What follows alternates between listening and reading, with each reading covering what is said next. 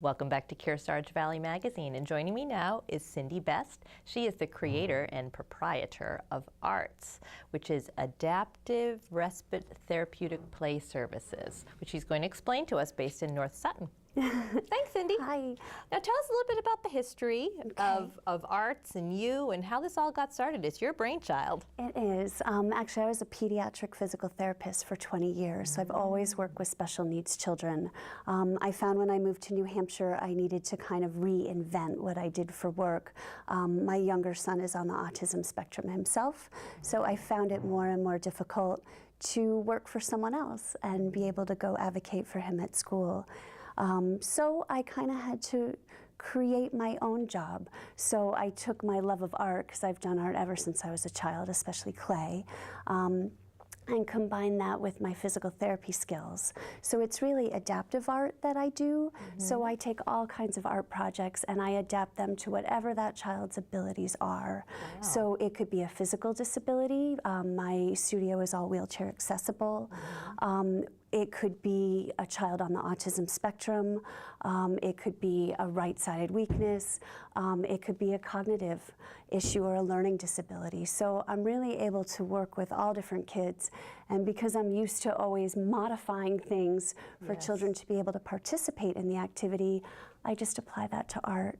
So we mostly do clay, just because I'm a potter, and I also own Little Bear Pottery, so that's my favorite medium. But we also do painting, fabric art, beading, a little bit of photography. We really do it all. And then I've just recently renovated my space. It's in my barn in North Sutton. So downstairs is the pottery studio. The floor, you actually step into a sandbox. So there's a lot of sensory play. If the children don't like the feel of the sand on their bare feet, I have sensory socks that they can put on. The other thing that's nice about it is it works on balance, coordination, strengthening, all just by moving through the sand as you're working on your art projects. Then upstairs is where we have a sensory motor and gross motor play area where there are therapy balls, there's a swing, there's an instrument area, because we're going to start in the fall having music lessons. I have 3 high school students that are musicians that are going to be coming and teaching introductory music lessons to special needs children. We have a painting, fabric art and beading area. That's also where we do the photography. And then there's also an area where parents can go and get a break while I'm working with their child. So there's a computer for those parents that are self-employed and need to get an hour of work done.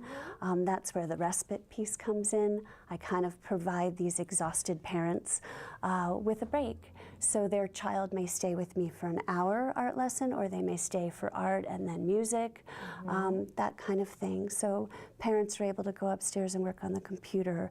There's a play area so they could bring a younger sibling and play up there. They could have an informal support group with another parent. And then there's also outdoor space as well. I have a little Zen garden with swings and hammocks and a pebble pond, lots of sensory play out there, but it's also a peaceful place where parents can go and just read a book or get an hour of sanity. And then I started a couple years ago adaptive art camps in the summer. So I have up to 4 children in a session. It's very small and we have one-on-one staff. I have 2 apprentices, one who's a high school student and one who's a middle school student. And they add so much to the program in terms of mentoring. But what's great is the kids, I have 3 boys that have come every summer for the last 3 summers. They're all returning this year, and we are adding a sleepover component because none of them have ever been invited to sleep over a friend's house. So we are adding that component. So there's also a lot of peer practice where we practice those social skills and those peer interactions and greetings and salutations and cooperative play skills. So I kind of throw a little of everything in. It sounds like you're looking at each student based on what their needs are, and you are so adept at just adapting things for them, which is part of your title of your of your company, which is fabulous. Absolutely. Well, great.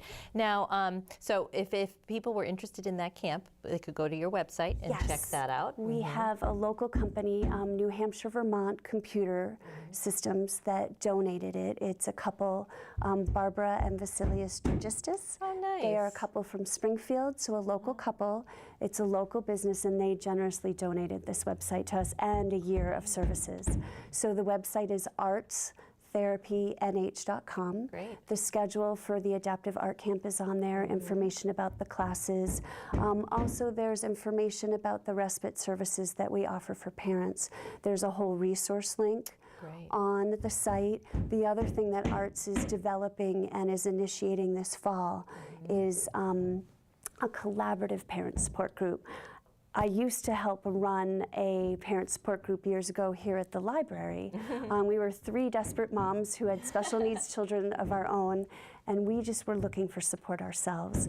It was hard to run it as one group, so what I decided to do was pull together 12 different agencies from the Kearsarge area. So we are working as a team. Yes, that's great. All the information for the support group will go through the Arts website, and then there'll be links to all of these agencies on the site. So that will start in September. Arts will be sponsoring the first month. And then we have Occupational Therapy in Motion sponsoring October, and then Insightful Solutions sponsoring November. And that will meet the 3rd Thursday of every month at 6 p.m. at OT in Motion, which is located in Sunapee. Yes, and that starts in September. But more information is, people can get ready for that by checking it out on the website. And the adaptive camps and your regular pottery camps for kids too. That's, again, we can find that all on your awesome new website. Yes, and then that's Little Bear Pottery. I also have a separate site for that, and there is a link to Arts on there as well. Great. So that would be littlebearpottery.com. You have done so much for our kids in this area. Thank you so much. Have a great summer with all the kids playing in the sandbox and doing the clay. And take care. Best of wishes. Thank you. When we return, I'll wrap up this weekend edition of KVM with some highlights coming up on the next weekday edition starting on Monday evening. So stay with us.